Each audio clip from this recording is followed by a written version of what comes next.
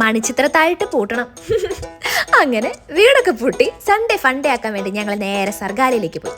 അങ്ങനെ അതിൻ്റെ ഉള്ളിലേക്ക് കയറി കഴിഞ്ഞാൽ ഒരുപാട് ആൾക്കാരുടെ കലാവിരുത്, കൈവിരുത് നമുക്ക് കാണാൻ പറ്റും. ഇതൊക്കെയാണ് മക്കളെ കഴിവ്.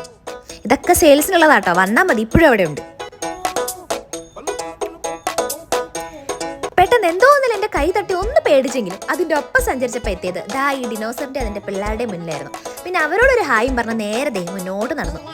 ഞങ്ങളുടെ കൂടെ ഒരു പേഴ്സണൽ ഗൈഡ് ഉള്ളതുകൊണ്ട് എല്ലാ ഇൻഫർമേഷൻ ഞങ്ങൾക്ക് അപ്പം കിട്ടുന്നുണ്ടായിരുന്നു. പിന്നെ മുന്നോട്ട് പോയാൽ ഇതുപോലെ ഒരുപാട് ക്രാഫ്റ്റ് നമുക്ക് കാണാൻ പറ്റും. ഇതെല്ലാം ഓരോരുത്തർ ചെയ്ത് കേട്ടോ. അപ്പം ഒന്ന് ആലോചിച്ച് നോക്കി അവരുടെയൊക്കെ ഒരു കഴിവ്. പിന്നെ അവിടെ ഒരു കുട്ടി ഫ്ലാഷ് ഷോ ഉണ്ടായിരുന്നു കേട്ടോ. അത് വളരെ നല്ലതായിരുന്നു. ഭയങ്കര സിമ്പിളാണ്, പക്ഷെ അറേഞ്ച്മെൻറ്റ്സ് ഭയങ്കര ബ്യൂട്ടിഫുൾ ആയിരുന്നു.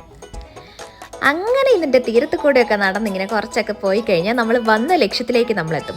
ഈ ഫെസ്റ്റ് അതിൻ്റെ ഉള്ളിലോട്ട് പോയി കഴിഞ്ഞാൽ നമുക്ക് ഇഷ്ടം പോലെ സ്റ്റാൾസ് കാണാൻ പറ്റും. വെറും സ്റ്റാൾസ് അല്ല കേട്ടോ, അങ്ങ് ജമ്മു കാശ്മീർ മുതൽ ഗുജറാത്ത്, നേപ്പാൾ, ഭൂട്ടാൻ, അങ്ങനെ ഓരോ ഡിഫറെൻറ്റ് സ്റ്റേറ്റ്സിൽ നിന്ന് ആൾക്കാരിട്ടിട്ടുള്ള ഡിഫറെൻറ്റ് സ്റ്റാൾസാണ് അവിടെ ഉള്ളത്. അതുകൊണ്ട് തന്നെ നമ്മൾ കാണാത്ത ഇഷ്ടം പോലെ ഐറ്റംസ് ആ സ്റ്റാൾസിൻ്റെ ഒക്കെ ഉള്ളിലുണ്ട്.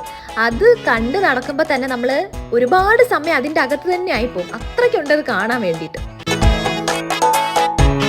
അങ്ങനെ അവിടെ നിന്ന് ഇറങ്ങിയപ്പോൾ എല്ലാവർക്കും ഹൗസ് ബോട്ടിൽ കയറാനൊരാഗ്രഹം. പിന്നെ നമ്മൾ ഹൗസ് ബോട്ടിലും കൂടി കയറി അന്നത്തെ ദിവസം ഒന്ന് ചില്ലാക്കി അവിടെ കുറച്ച് നേരം ഇരുന്ന് ഫുഡെല്ലാം കഴിച്ച് രാത്രിത്തെ പ്രോഗ്രാംസും കൂടി കണ്ട് പിന്നെയാണ് നമ്മൾ വീട്ടിലേക്ക് പോകുന്നത്. അങ്ങനെ രാവിലെ ഇറങ്ങിയ ഞങ്ങൾ നമ്മുടെ സൺഡേ ശരിക്കും ഫൺ ഡേ ആക്കി വീട്ടിലേക്ക് പോവാം.